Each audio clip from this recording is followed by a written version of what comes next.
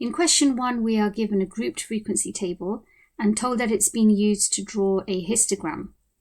And you can see here, we've been told what the dimensions are for one bar in that histogram. And we've got to work out the dimensions for another bar. So in order to do that, we need to work out a couple of scale factors.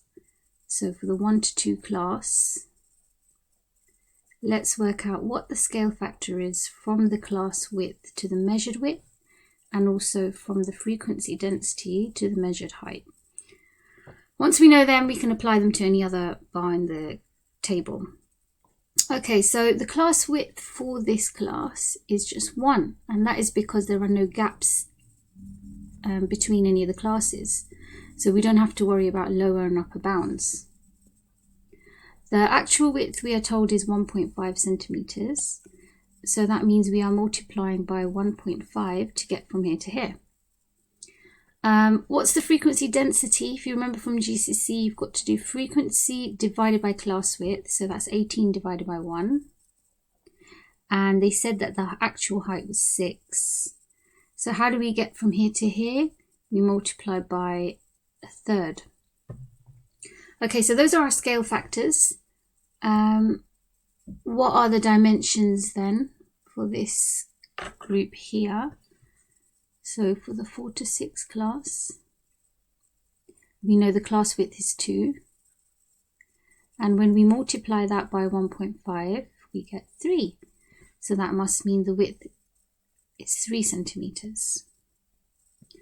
And the frequency density has to be 12 divided by 2, which is 6. When we multiply that by 1/3, we end up with 2. So that means the height has to be 2 centimeters. Okay, let's move on then to part B. Use linear interpolation to estimate the median time. Now, when you have group data, you cannot just use a calculator to work out the median. So we're going to have to do this by first of all working out which class the median lies in. So what's the position of the median? That's the first thing we need to do. We work that out by doing half times total frequency. If you add all of these up, you get 60. So it's the 30th value. And I think it's easier if you just work out what all the cumulative frequencies are. So let's list them. 28, 43, 55, and then 60. Okay, so it can't be this one, it can't be the second one, it's got to be in the 3rd class, okay, because 30 is in between 28 and 43. So what we do is we write down what the bounds are for that class. We write down what the cumulative frequencies are. We've got T3. And then the median is the 30th value. And assuming that times are evenly distributed throughout the class, it would come about here, closer to this side. Okay, and the way that interpolation works is that we say that the gap between these two over here divided by the total gap is equivalent to the gap between these two here over the total gap. Okay, and then when you simplify that a little bit, you get Q2 minus 2 over 2. That's 15 there. Times the 2 over and then add, and you end up with 2.27. I'm just going to leave it to 3 significant figures, which is what you do unless they've told you otherwise. Okay, so that's B. And then part C, estimate the mean and standard deviation. Now, this you can use a calculator for. What you've got to do is get the midpoints of each of these classes up here. So let me just list the midpoints.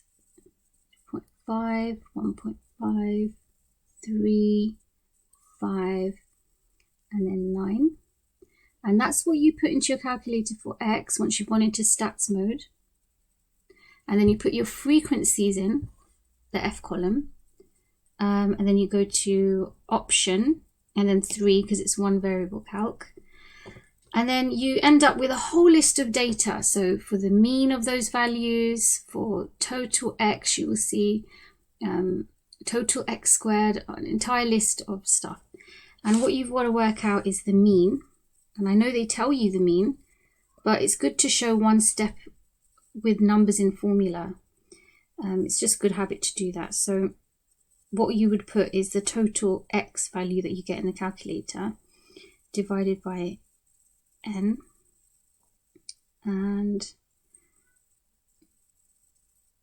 that would be 182 over 60. It's not 30, 60. And that's 3.03. That's one B mark for that.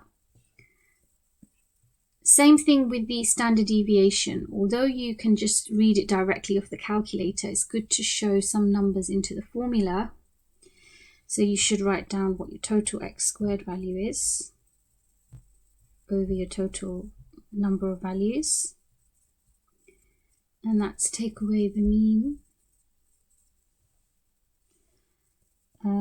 Square root 5.515. I mean, you don't have to actually do this step where you're working it out. Just write down the final answer. But then this is a method mark and an accuracy mark for working this one out.